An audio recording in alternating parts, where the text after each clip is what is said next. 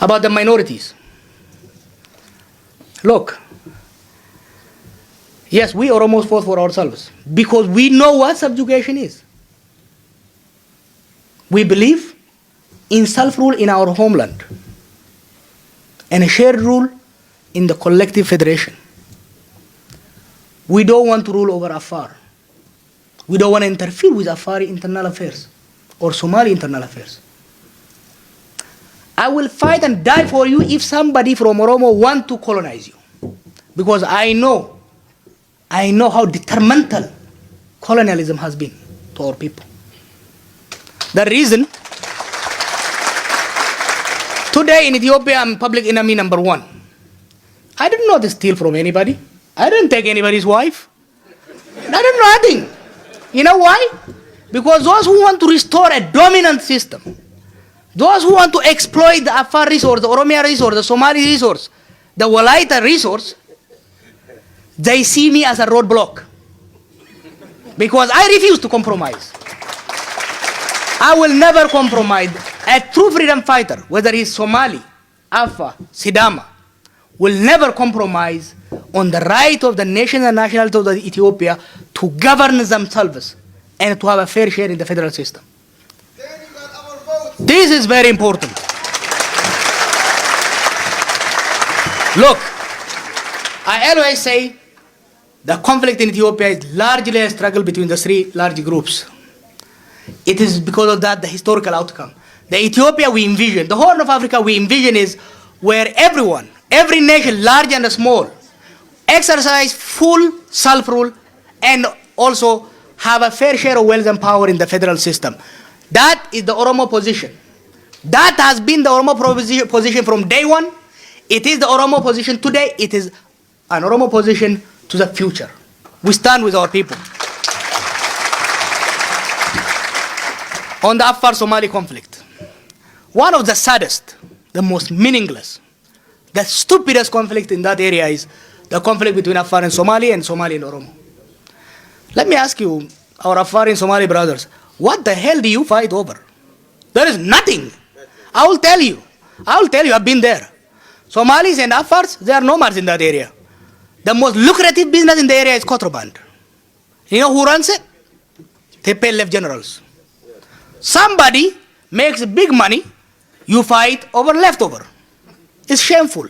It is shameful on Somali and Afar leadership. It is shameful on the Oromo federal leadership. They should have been intervening.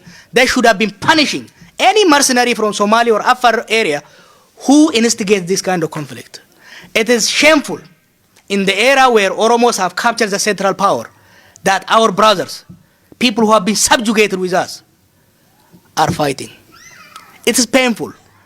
It is very shameful for Oromo, Somali, Afar leaders to actually face their people unless this kind of skirmish and conflict stop. That's why I spent the first 3-4 months of my return to Ethiopia tirelessly working to restore peace between Somali and Oromo. Today, from Moyale to Bordede, there is no conflict between Oromo and Somali. Somali and Oromo have returned to their homes. But that's not enough. That's not enough. We have to work hard to integrate them economically. My wish and my dream is for the whole of Horn of Africa areas to become economically integrated. Let me tell you one sad story. The whole Somalia, has the largest coastal line probably in Africa, which means huge fish resource. Ethiopia has one of the largest Orthodox community who eat fish during their fasting. But we import it from Vietnam. We import fish from Vietnam and Norway. You know where that fish comes? The Vietnamese exploit it from Somali waters. You see? The trade between us and Kenya is $8 million. Can you believe this? How little that is? So we have to make sure, first we restore peace.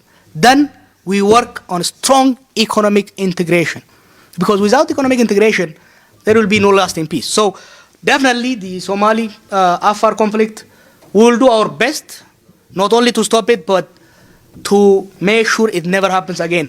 If it recurs, it's shame on us. The Somali regional affairs. Our position is in every part of Ethiopia there has to be free and fair election. My advice to our Somali brothers, don't bring your internal affairs to Oromos. Don't. Don't take it to anywhere.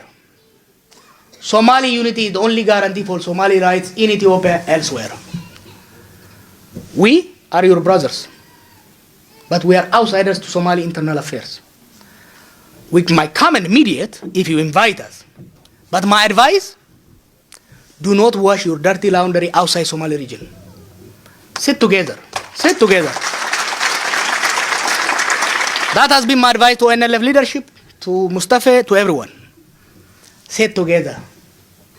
Establish a council. You have magnificent elders. Very knowledgeable elders. I've dealt with them. They helped us stop one of the bloodiest conflicts. They can stop. They can help you share power among yourself. You have been ruled by Abdile for 20 years. For God's sake. How you Democrats who fought for freedom can't live together, can't share power. Look, something like 60-70% of Somali region budget used to go to TPLF generals. Today it's staying inside. Share that. Allah created the land for all of us. Don't fight over it. You know, when I was growing up, I used to hear Somali region to be this dry desert.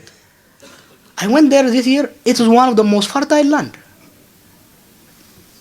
There is a starvation, drought, and so on in Somali region because of mismanagement and corruption. So what I advise our Somali brothers from all party, all clans, is sit down, don't come to us. Sit down among yourself. Debate. That's what we're doing. That's what we're doing. It's working for us.